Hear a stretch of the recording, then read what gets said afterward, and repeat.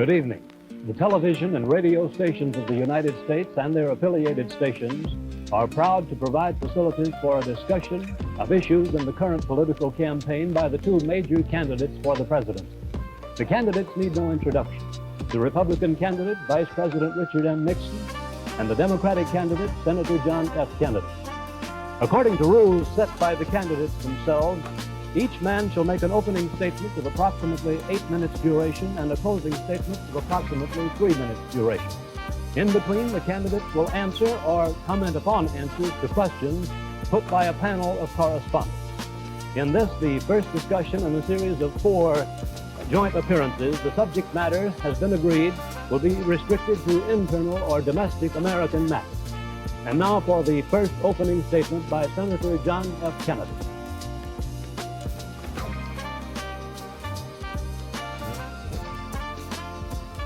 In the election of 1860, Abraham Lincoln said the question was whether this nation could exist, half slave or half free. In the election of 1960, and with the world around us, the question is whether the world will exist, half slave or half free, whether it will move in the direction of freedom, in the direction of the road that we are taking, or whether it will move in the direction of slavery. I think it will depend in great measure upon what we do here in the United States, that we build, on the kind of strength that we maintain. We discussed tonight domestic issues, but I would not want that to be any implication to be given that this does not involve directly our struggle with Mr. Khrushchev for survival. Mr. Khrushchev is in New York, and he maintains the communist offensive throughout the world because of the productive power of the Soviet Union itself. The Chinese communists have always had a large population, but they are important and dangerous now because they are mounting a major effort within their own country. The kind of country we have here, the kind of society we have, the kind of strength we build in the United States will be the defense of freedom. If we do well here, if we meet our obligations, if we're moving ahead, then I think freedom will be secure around the world. If we fail, then freedom fails. Therefore, I think the question before the American people is, are we doing as much as we can do? Are we as strong as we should be? Are we as strong as we must be if we're going to maintain our independence? And if we're going to maintain and hold out the hand of friendship to those who look to us for assistance, to those who look to us for survival? I should make it very clear that I do not think we're doing enough, that I am not satisfied as an American with the progress that we are making.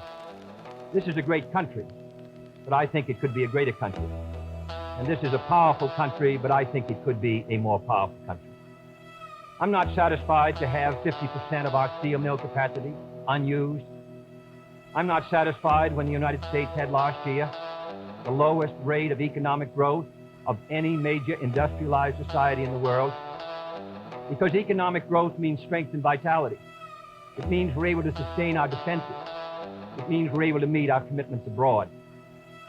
I'm not satisfied when we have over $9 billion worth of food, some of it rotting, even though there is a hungry world, and even though 4 million Americans wait every month for a food package from the government, which averages 5 cents a day per individual. I saw cases in West Virginia, here in the United States, where children took home part of their school lunch in order to feed their families, because I don't think we're meeting our obligations towards these Americans. I'm not satisfied when the Soviet Union is turning out twice as many scientists and engineers as we are. I'm not satisfied when many of our teachers are inadequately paid, or when our children go to school part-time shifts. I think we should have an educational system second to none. I'm not satisfied when I see men like Jimmy Hoffa in charge of the largest union in the United States, still free. I'm not satisfied when we are failing to develop the natural resources of the United States to the fullest. Here in the United States, which developed the Tennessee Valley, and which built the Grand Coulee and the other dams in the northwest United States, at the present rate of hydropower production, that is the hallmark of an industrialized society, the Soviet Union by 1975 will be producing more power than we are. These are all the things, I think, in this country that can make our society strong or can mean that it stands still. I'm not satisfied until every American enjoys his full constitutional rights. If a Negro baby is born, and this is true also of Puerto Ricans and Mexicans in some of our cities, he has about 1/2 as much chance to get through high school as a white baby. He has 1/3 as much chance to get through college as a white student. He has about 1/3 as much chance to be a professional man, about 1/2 as much chance to own a house. He has about 4 times as much chance that he'll be out of work in his life as the white baby. I think we can do better. I don't want the talents of any American to go to waste.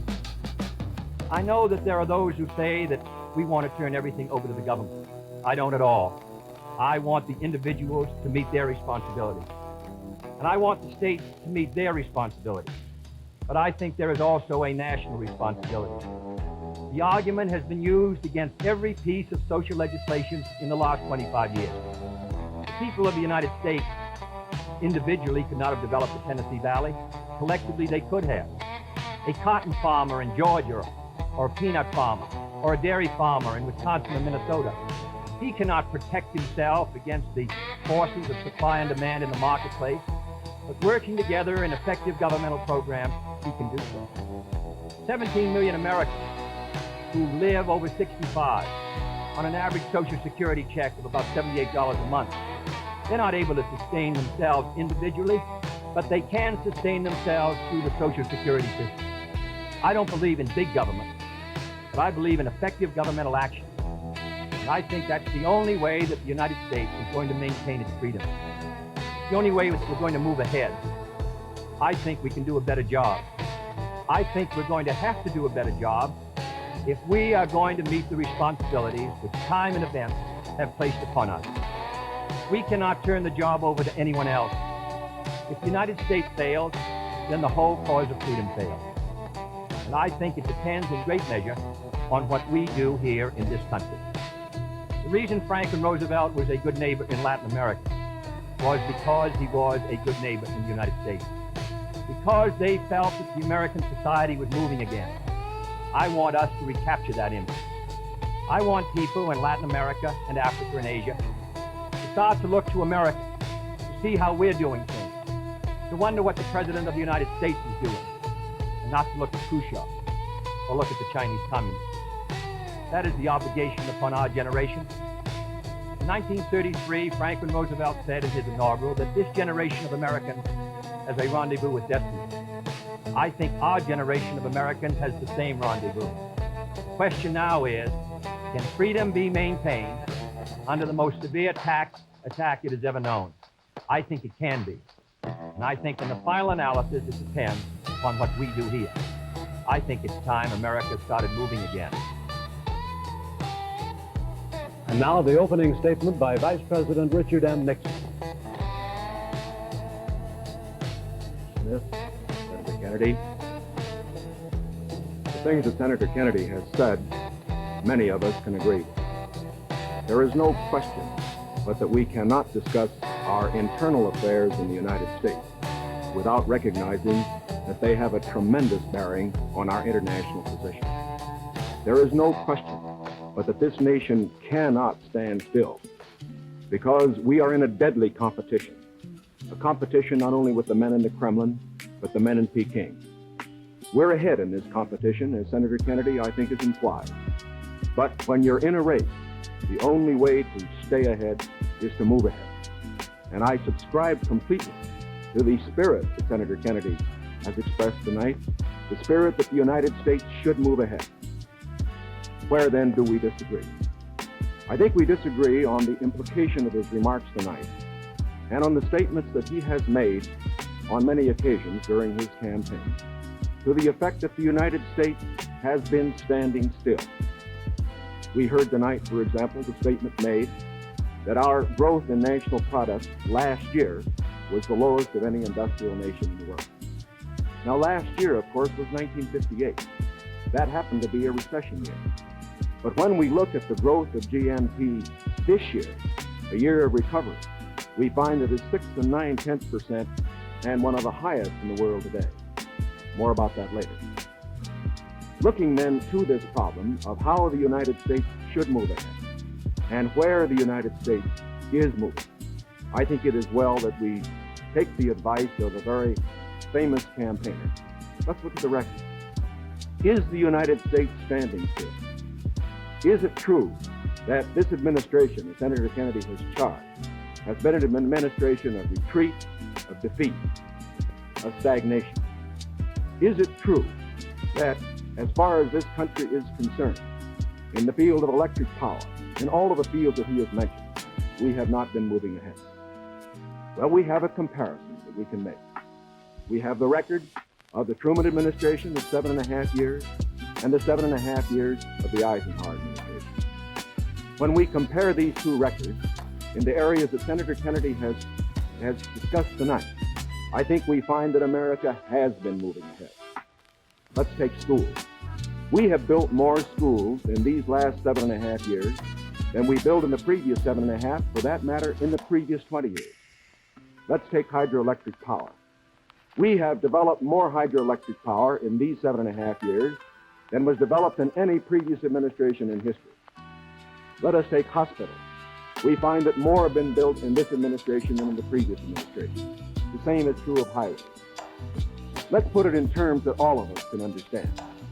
We often hear gross national product discussed, and in that respect, may I say that when we compare the growth in this administration with that of the previous administration, that then there was a total growth of 11% over 7 years. In this administration, there's been a total growth of 19% over 7 years. That shows that there's been more growth in this administration than in its predecessor.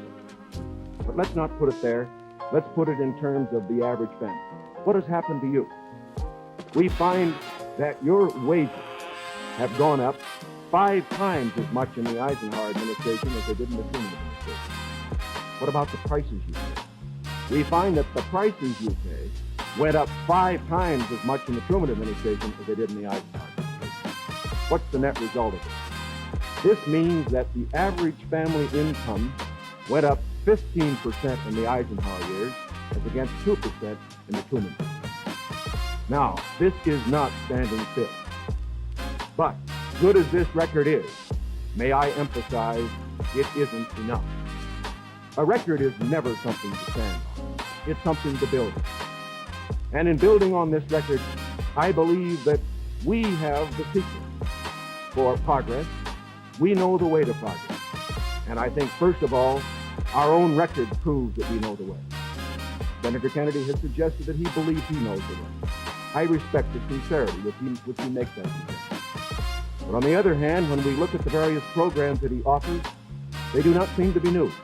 They seem to be simply retreads of the programs of the Truman administration which preceded it. And I would suggest that during the course of the evening, he might indicate those areas in which his programs are new, where they will mean more progress than we had then. What kind of programs are we for?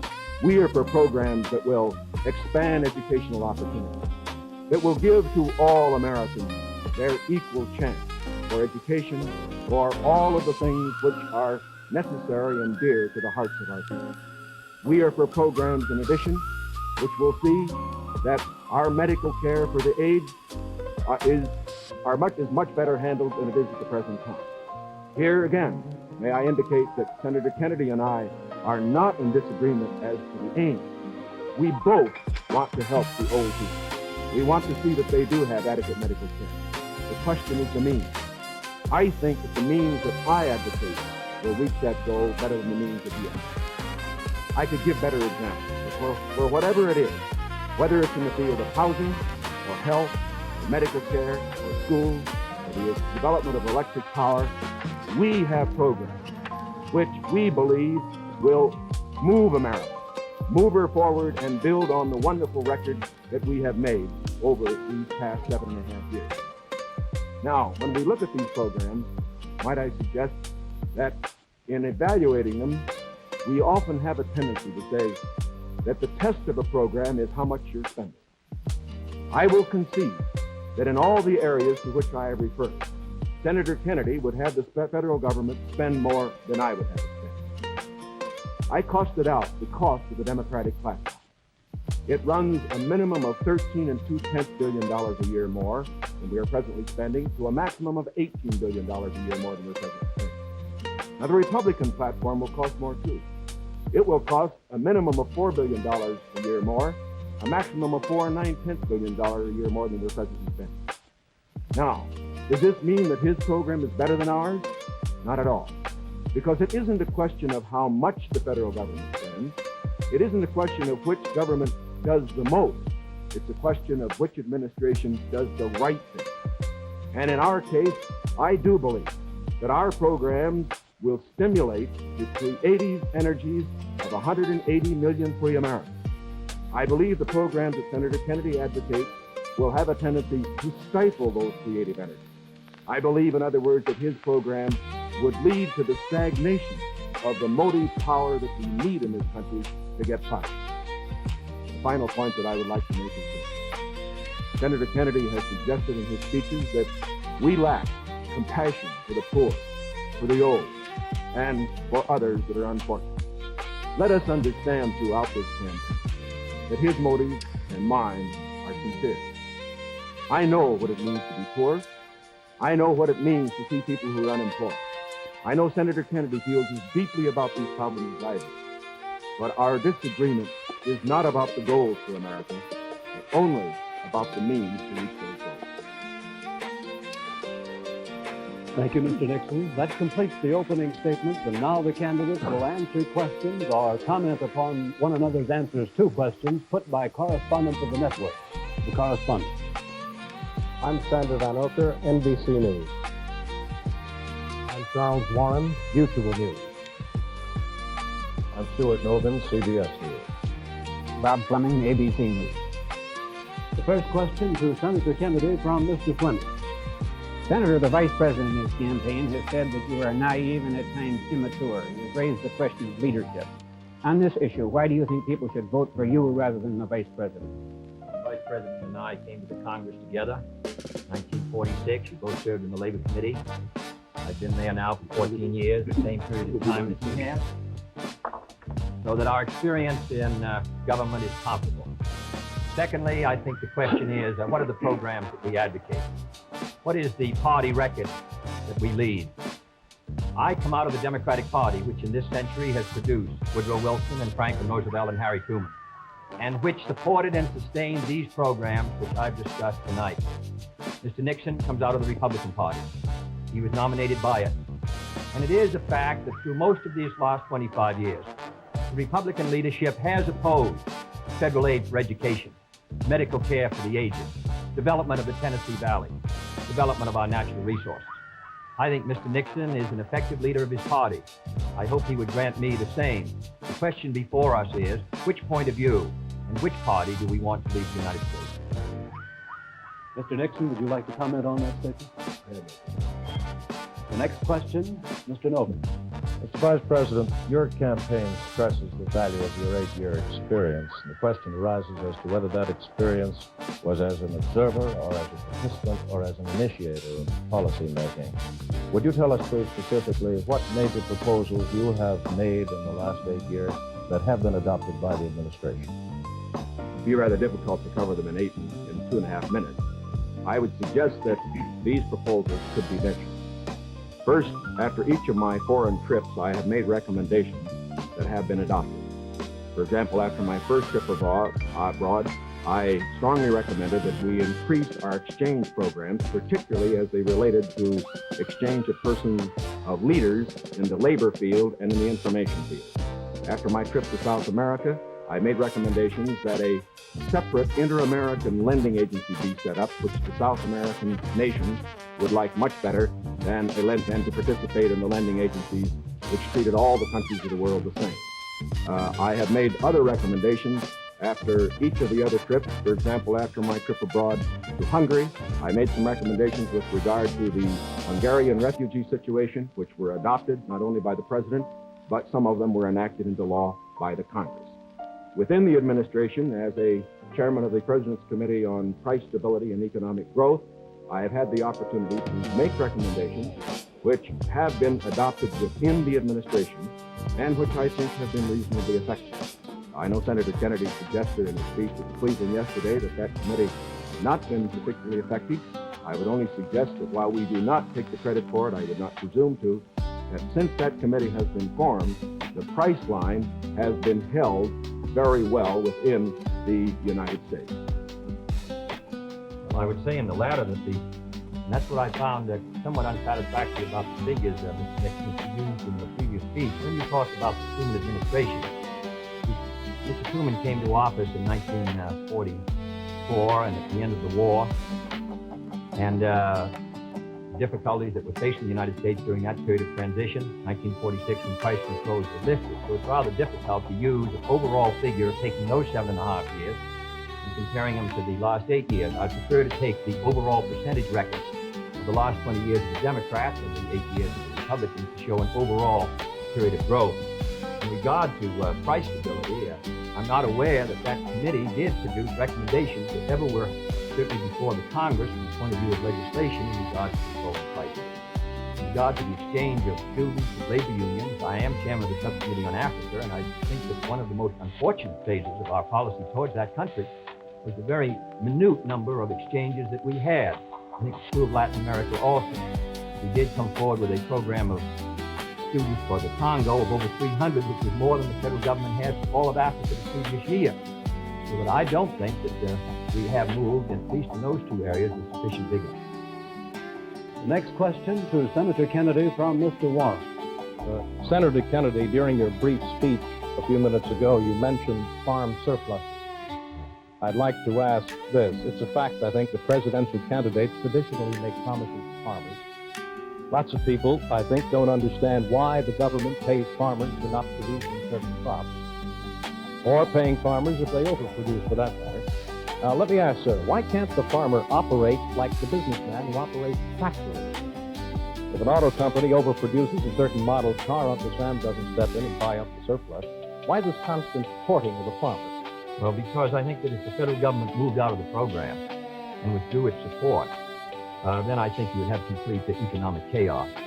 The farmer plants in the spring and harvests in the fall. There are hundreds of thousands of them. They're not able to control their market very well. They bring their crops in or their livestock in, many of them about the same time. They have only a few purchasers. They buy their milk or their hogs, few large companies in many cases, and therefore the farmer is not in a position to bargain very effectively in the marketplace. I think the experience of the 20s has shown what a free market could do to agriculture. And if the agricultural economy collapses, then the economy of the rest of the United States sooner or later will collapse. The farmers are the number one market for the automobile industry of the United States. The automobile industry is the number one market for steel. So if the farmer's economy continues to decline as sharply as it has in recent years, then I think you would have a recession in the rest of the country. So I think the case for the government intervention is a good one. Secondly, my objection to present farm policy is that there are no effective controls to bring supply and demand into better balance. The dropping of the support price in order to limit production does not work. And we now have the highest surpluses, $9 billion worth.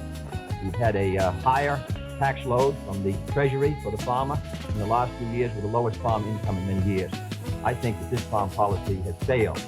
And my judgment, the only policy that will work will be for effective supply and demand to be in balance. And that can only be done through governmental action. I therefore suggest that in those basic commodities which are supported, that the federal government, after endorsement by the farmers in that commodity, attempt to bring supply and demand into balance, attempt effective production controls, so that we won't have that 5 or 6% surplus which breaks the price 15 or 20%. I think Mr. Benson's program has failed. And I must say, after reading the Vice President's speech before the farmers, as he read mine, I don't believe that it's very much different from Mr. Benson. I don't think it provides effective governmental control. I think the support prices are tied to the average market price of the last 3 years, which was Mr. Benson's theory. I therefore do not believe that this is a sharp enough reach for the past to give us any hope of success in the future. Mr. Nixon, comment? I, of course, disagree with Senator Kennedy insofar as his suggestion as to what should be done on the farm program.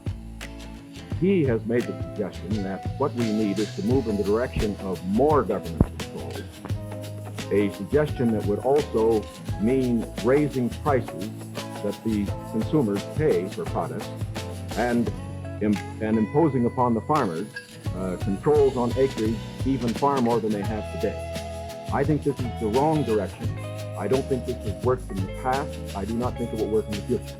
The program that I have advocated is one which departs from the present program that we have in this respect. It recognizes that the government has a responsibility to get the farmer out of the trouble he presently is in because the government got him into it. And that's the fundamental reason why we can't let the farmer go by himself at the present time. The farmer produced these surpluses because the government asked him to through legislation during the war. Now that we have these surpluses, it's our responsibility to indemnify the farmer during that period that we get rid of the surplus. Until we get the surpluses off the farmer's back, however, we should have a program, such as I announced, which will see that farm income holds up. But I would propose holding that income up, not through a type of program that Senator Kennedy has suggested that would raise prices, but one that would indemnify the farmer, pay the farmer in kind from the products which are in surplus. The next question to Vice President Nixon from Mr. Van Oken. Mr. Vice President, since the question of executive leadership is a very important campaign issue, I'd like to follow Mr. Novin's question. Now, Republican campaign slogans, you see them on signs around the country, as you did last week, say, it's experience that counts. That's over a picture of yourself, sir. Implying that you've had more governmental, executive decision-making experience than your opponent. Now, in his news conference on August 24th, President Eisenhower was asked to give one example of a major idea of yours that he adopted. His reply was, and I'm quoting, "If you give me a week, I might think of one. I don't remember." Now, that was a month ago, sir, and the president hasn't brought it up since.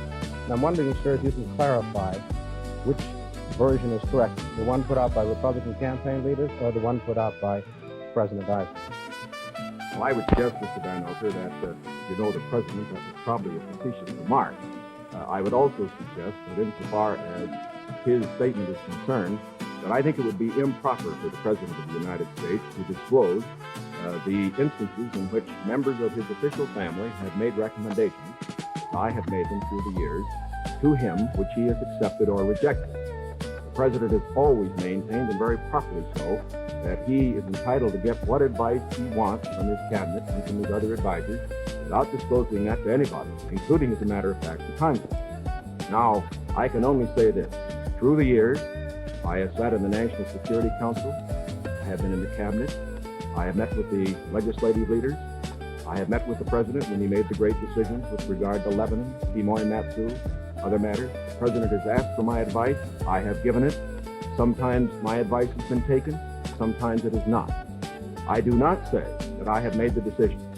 And I would say that no president should ever allow anybody else to make the major decision. The president only makes the decision. All that his advisors do is to give counsel when he asks for it. As far as what experience counts and whether that is experience that counts, that isn't for me to say. I can only say that my experience is there for the people to consider. Senator Kennedy is there for the people to consider. As he pointed out, we came to the Congress in the same year. His experience has been different from mine. Mine has been in the executive branch. His has been in the legislative branch. I would say that the people now have the opportunity to evaluate his as against mine, and I think both he and I are going to abide by whatever the people decide. Senator Kennedy? Well, I would say that the question is of experience, and the question also is what our judgment is of the future, and what our goals are for the United States, and what ability we have to implement those goals. Abraham Lincoln came to the presidency in 1860 after a rather little-known session in the House of Representatives, and after being defeated for the Senate in 58 and was a distinguished president. There's no certain road to the presidency. There are no guarantees that if you take one road or another that you will be a successful president. I have been in the Congress for 14 years. I have voted in the last 8 years. The Vice President was presiding over the Senate and leading his other responsibilities. I have met decisions over 800 times on matters which affect not only the domestic security of the United States, but as a member of the Senate Foreign Relations Committee. The question really is, which candidate and which party can meet the problems the United States is going to face in the future? The next question to Senator Kennedy from Mr. Nobles. Senator Kennedy, in connection with these problems of the future that you speak of and the program that you enunciated earlier in your direct talk, you call for expanding some of the welfare programs for schools, for teacher salaries, medical care, and so forth, but you also call for reducing the federal debt. And I'm wondering how you if you're president in January, would go about paying the bill for all that. Does this mean that I did not advocate reducing the federal debt because I don't believe that you're going to be able to reduce the federal debt very much in 1961, 2, or 3. And you have heavy obligations to protect our security, which we're going to have to meet. And therefore, I've never suggested we should be able to retire the debt substantially or even at all in 1961 or 2. Senator, I believe in one of your speeches you never. suggested that reducing the interest rate would help toward... No, not reducing the interest. Reducing the interest rate, in my judgment, the hard money, tight money policy, fiscal policy of this administration has contributed to the slowdown in our economy, which helped bring the recession of 54, which made the recession of 58 rather intense, and which has slowed somewhat our economic activity in 1960. What I have talked about, however, the kind of programs that I talk about, in my judgment, are fiscally sound. Medical care for the aged, I would put under Social Security.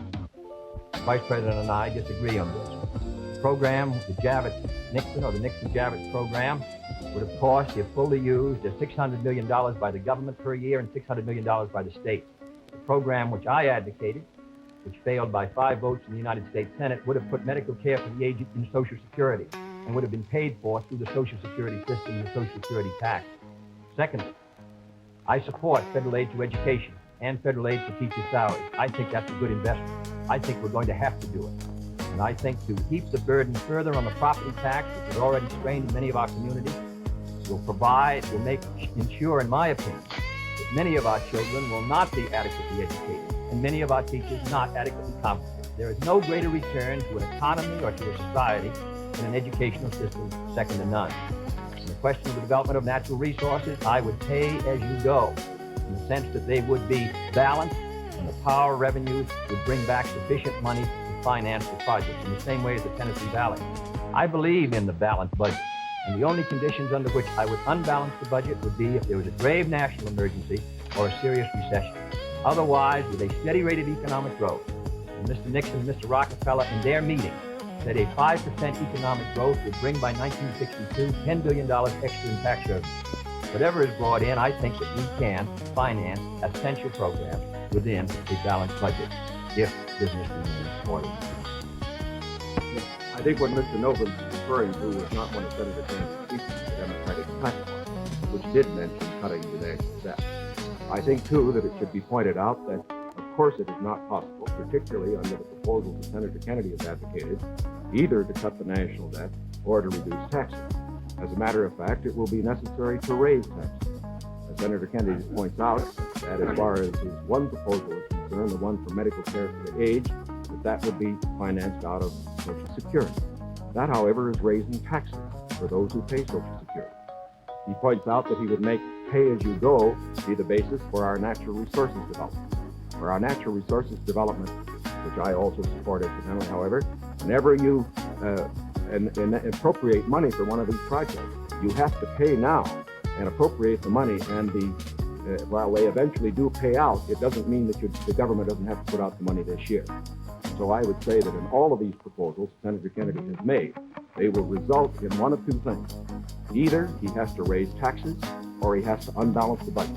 If he unbalances the budget, that means you have inflation, and that will be, of course, a very cruel blow to the very people, the older people that we've been talking about.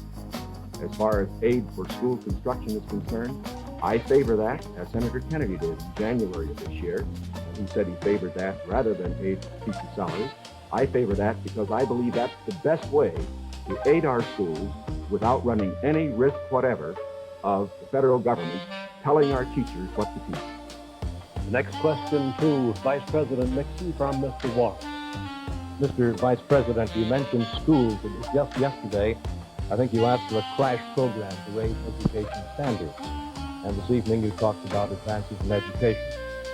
Mr. Vice President, you said it was back in 1957 that salaries paid to school teachers were nothing short of a national disgrace.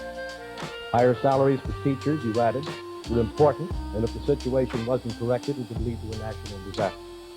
Yet you refused to vote in the Senate in order to break a tie vote when that single vote, if it had been yes, would have granted salary increases to teachers. I wonder if you could explain that. Awfully glad you got that question, because as you know, I got into it at the last, and my other question wasn't able to complete the argument.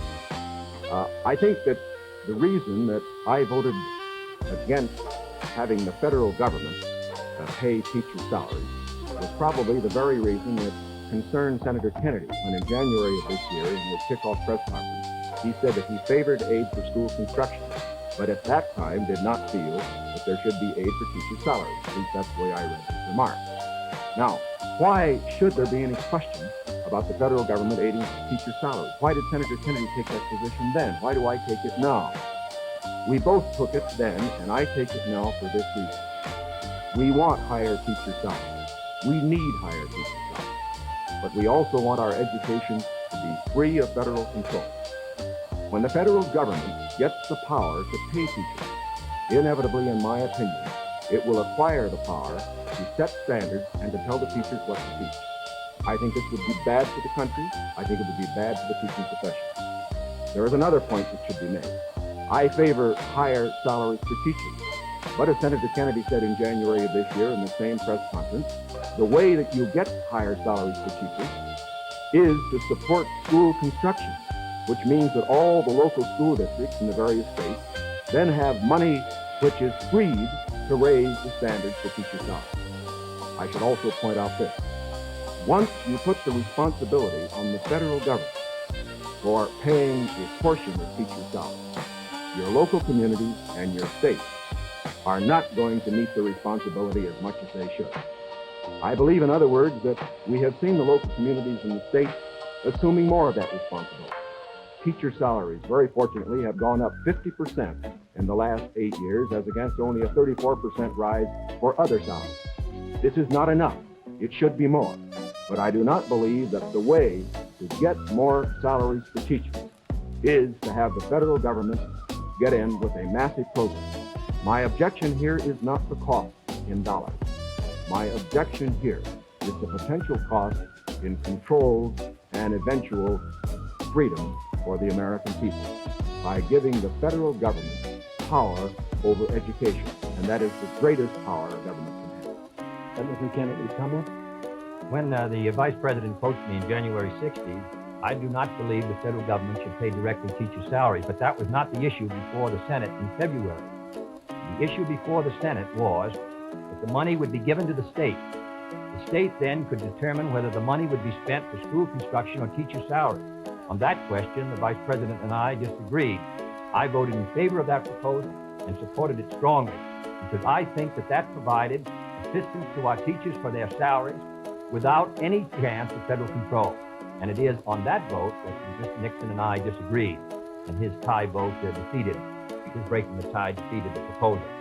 I don't want the federal government paying teacher salaries directly, but if the money will go to the states, and the states can then determine whether it shall go for school construction or for teacher salaries, in my opinion, you protect the local authority over the school board and the school committee. And therefore, I think that was a sound proposal, and that is why I supported it, and I regret that it did not pass.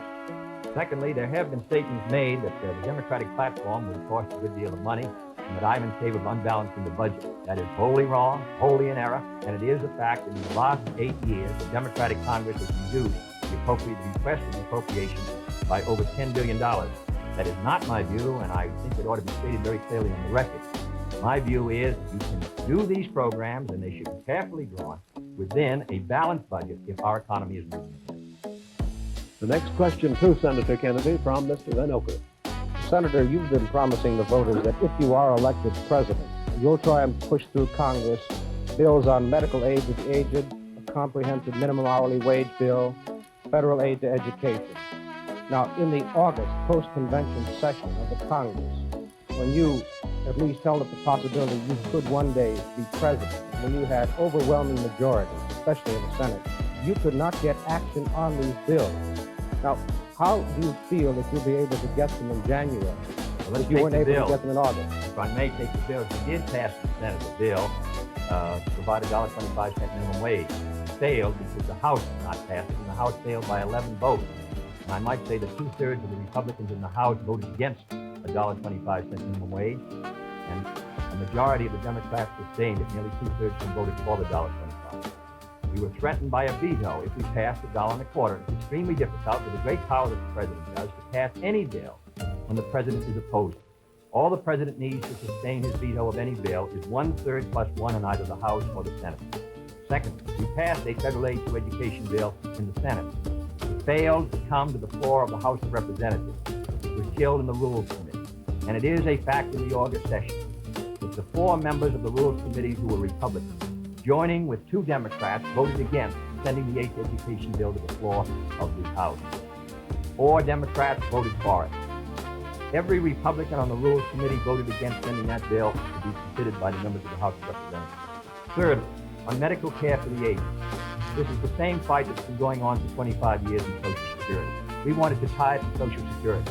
We offered an amendment to do so. 44 Democrats voted for it, 1 Republican voted for it. And we were informed at the time it came to a vote that if it was adopted, the President of the United States would veto it. In my judgment, a vigorous Democratic president, supported by a Democratic majority in the House and Senate, can win the support for these programs. But if you send a Republican president and a Democratic majority, and the threat of a veto hangs over the Congress, in my judgment, you will continue what happened in the August session, which is a clash of parties and inaction. Mr. Nixon, comment? Well, obviously, my views are a little different. First of all, I don't see how it's possible for a 1/3 of a body, such as the Republicans have in the House and the Senate, to stop 2/3 if the 2/3 are adequately led. I would say, too, that when Senator Kennedy refers to the action of the House Rules Committee, there are 8 Democrats on that committee and 4 Republicans. It would seem to me, again, that it is very difficult to blame the 4 Republicans for the 8 Democrats not getting something through that particular committee. I would say further that to blame the President and his veto power for the inability of the Senator and his colleagues to get action in this special session misses the mark. When the President exercises his veto power, he has to have the people behind him, not just a third of the Congress. Because let's consider it. If the majority of the members of the Congress felt that these particular proposals were good issues, the majority of those who were Democrats, why didn't they pass them and send to the President and get a veto and have an issue? The reason why these particular bills in these various fields have been mentioned were not passed was not because the President was against them. It was because the people were against them. It was because they were too extreme. And I am convinced that the alternate proposals that I have, the Republicans have in the field of health, in the field of education, in the field of welfare, because they are not extreme, because they will accomplish the end without too great cost in dollars or in freedom, that they could get through the next time. The next question to Vice President Nixon from Mr. Fleming. Mr. Vice President, do I take it then you believe that you could work better with Democratic majorities in the House and Senate, and Senator Kennedy could work with Democratic majorities in the House and Senate? I would say this, that we, of course, expect to pick up some seats in both in the House and the Senate. We would hope to control the House, to get a majority in the House in this election. We cannot, of course, control the Senate. I would say that a president will be able to lead. A president will be able to get his program through to the effect that he has the support of the country, the support of the people. Sometimes we get the opinion that in getting programs through the House or the Senate, it's purely a question of legislative finagling and all that. It isn't really that. Whenever a majority of the people are for a program, the House and the Senate respond to it. And whether this House and Senate in the next session is Democratic or Republican, if the country will have voted for the candidate for the presidency and for the proposals that he has made, I believe that you will find that the president, if it were a Republican, as it would be in my case, would be able to get his program through that Congress. Now, I also say that as far as Senator Kennedy's proposals are concerned, that, again, the question is not simply one of a presidential veto stopping program. You must always remember that a president can't stop anything unless he has the people behind him. And the reason President Eisenhower's vetoes have been sustained, the reason the Congress does not send up bills to him which they think will be vetoed, is because the people and the Congress, the majority of them, know the country is behind the president. Senator Kennedy? Well, now let's look at these bills that the Vice President suggests are too extreme. One was a bill for $1.25 an hour for anyone who works in a store or a company that has $1 million a year business. I don't think that's extreme at all. and yet nearly 2/3 to 3/4 of the Republicans in the House of Representatives voted against that proposal. Secondly was the federal aid to education. It was a very, because of the defeat of teacher salary, it was not a bill that met, in my opinion, the need. The fact of the matter is, it was a bill that was less than you recommended, Mr. Nixon, this morning in your proposal. It was not an extreme bill, and yet we could not get one Republican to join. At least, I think, 4 of the 8 Democrats voted to send it to the floor of the House, not one Republican, and they joined with those Democrats who were opposed to it. I don't say the Democrats are united in their support of the program, but I do say a majority are, and I say a majority of the Republicans are opposed. The third is medical care for the aged, which is tied to Social Security, which is financed out of Social Security funds. Does not put a deficit on the Treasury. The proposal advanced by you and by Mr. Javits would have cost $600 million. Mr. Rockefeller rejected it in New York, said he didn't agree with the financing at all, said it ought to be on Social Security. So these are 3 programs which are quite moderate. I think it shows the difference between the 2 parties. One party is ready to move in these programs, the other party gives them lip service. Mr. Warren's question to Senator Kennedy. Senator Kennedy, on another subject, communism is so often described as an ideology or a belief that exists somewhere other than in the United States. Let me ask you, sir, just how serious a threat to our national security are these communist subversive activities in the United States today? Well, I think they're serious. I think it's a matter that we should continue to give great care and attention to. We should support the laws that the United States has passed in order to protect us from those who will destroy us from within. We should sustain the Department of Justice and its efforts, and the FBI, and we should be continually alert.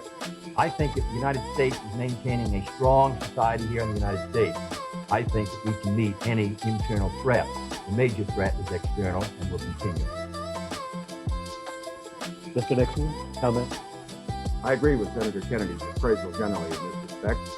The question of communism within the United States has been one that has worried us in the past. It is one that will continue to be a problem for years to come.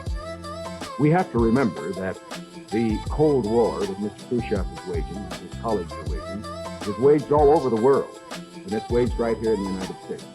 That's why we have to continue to be alert. It is also essential in being alert that we be fair. Fair because by being fair, we uphold the very freedoms that the communists would destroy. We uphold the standards of conduct which they would never follow.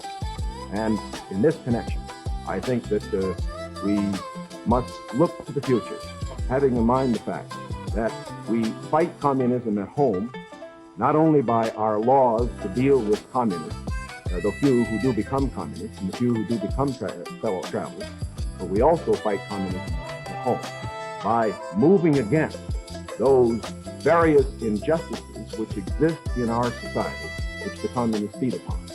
In that connection, I again would say, while Senator Kennedy says we are for the status quo, I do believe that he would agree that I am just as sincere in believing that my proposals for federal aid to education, my proposals for health care are just as sincerely held as his.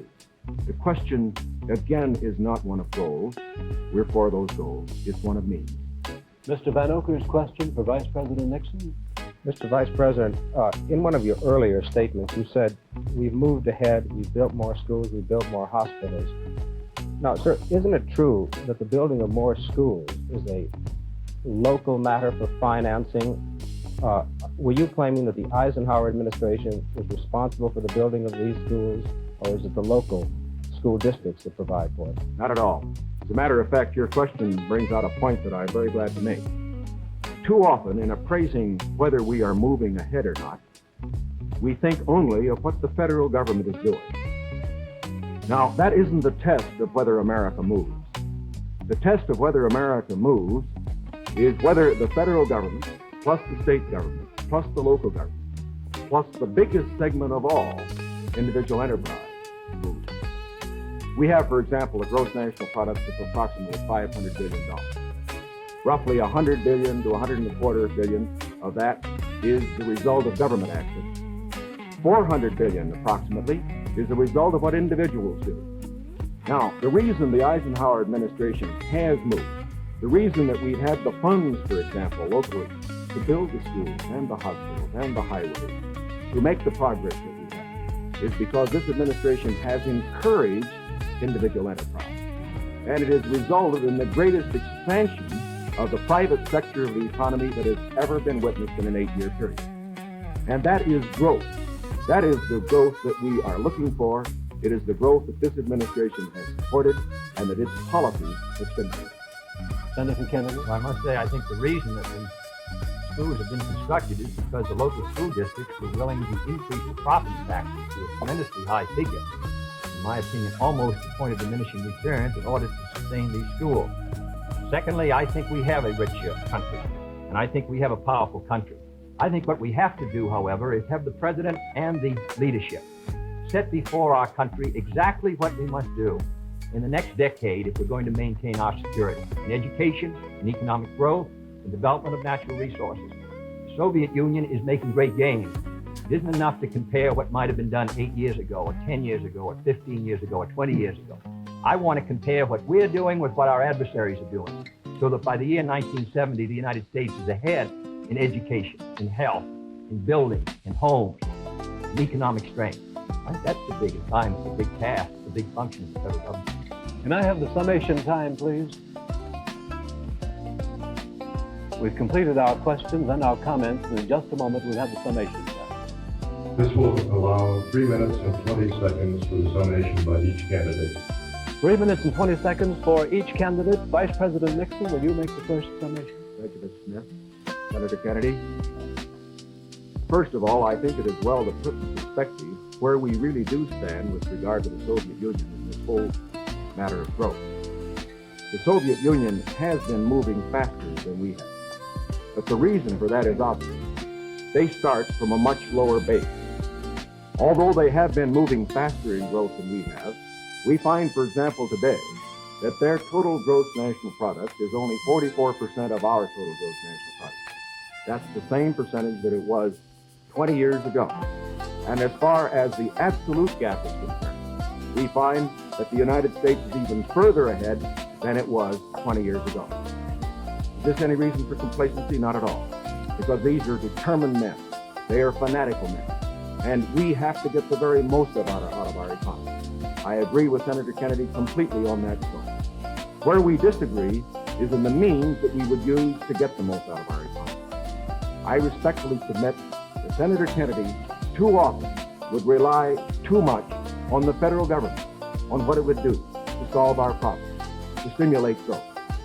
I believe that when we examine the Democratic platform, when we examine the proposals that he has discussed tonight, when we compare them with the proposals that I have made, that these proposals that he makes would not result in greater growth for this country than would be the case if we followed the program that I have advocated. There are many of the points that he has made that I would like to comment upon. The one in the field of health is worth mentioning.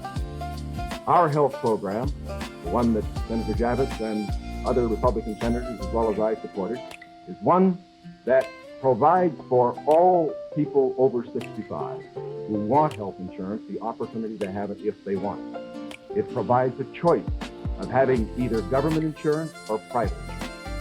But it compels nobody to have insurance who does not want it. His program under Social Security would require everybody who had Social Security to take government health insurance whether he wanted it or not. And it would not cover several million people who are not covered by Social Security at all. Here is one place where I think that our program does a better job than his. The other point that I would make is this. This downgrading of how much things cost, I think many of our people will understand better when they look at what happened during the Truman administration, when the government was spending more than it took in. We found savings over a lifetime eaten up by inflation. We found the people who could least afford it, people on retired incomes, people on fixed incomes, we found them unable to meet their bills at the end of the month. It is essential that a man who's president of this country certainly stand for every program that will mean for growth. And I stand for programs that will mean growth and progress. But it is also essential that he not allow a dollar spent that could be better spent by the people themselves. Senator Kennedy, your conclusion? The point was made by Mr. Nixon that the Soviet production is only 44% of ours. I must say that 44% in that Soviet country is causing us a good deal of trouble tonight. I want to make sure that it stays in that relationship. I don't want to see the day when it's 60% of ours and 70 and 75 and 80 and 90% of ours, with all the force and power that it could bring to bear in order to cause our destruction. Secondly, the Vice President mentioned medical care for the aged. Our program was an amendment to the CURB bill. The CURB bill provided assistance to all those who were not on Social Security. I think it's a very clear contrast. 1935, when the Social Security Act was written, 94 out of 95 Republicans voted against it. And Mr. Landon ran in 1936 to repeal it. In August of 1960, when we tried to get it again, but this time for medical care, we received the support of one Republican in the Senate on this occasion. Thirdly, I think the question before the American people is, as they look at this country and as they look at the world around them, the goals are the same for all Americans. The means are at question. The means are at issue.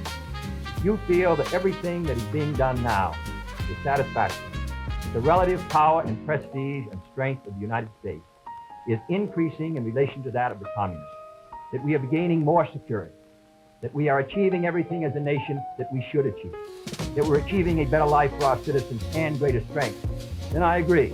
I think you should vote for Mr. Nixon. But if you feel that we have to move again in the 60s, that the function of the president is to set before the people the unfinished business of our society, as Franklin Roosevelt did in the 30s, the agenda for our people, what we must do as a society to meet our needs in this country and protect our security and help the cause of freedom. As I said at the beginning, the question before us all, that faces all Republicans and all Democrats, is, can freedom in the next generation conquer, or are the communists going to be successful? That's the great issue. And if we meet our responsibilities, I think freedom will conquer. If we fail to move ahead, if we fail to develop sufficient military and economic and social strength here in this country, then I think that the tide could begin to run against us. And I don't want historians 10 years from now to say, these were the years when the tide ran out for the United States. I want them to say, these were the years when the tide came in. These were the years when the United States started to move again. That's the question before the American people, and only you can decide what you want this country to be, what you want to do with the future. I think we're ready to move, and it is to that great task, if we're successful, that we will address ourselves. Thank you very much, gentlemen. This hour has gone by all too quickly. Thank you very much for permitting us to present the next President of the United States on this unique program. I've been asked by the candidates to thank the American networks and the affiliated stations for providing time and facilities for this joint appearance. Other debates in this series will be announced later and will be on different subjects. This is Howard K. Smith. Good night from Chicago.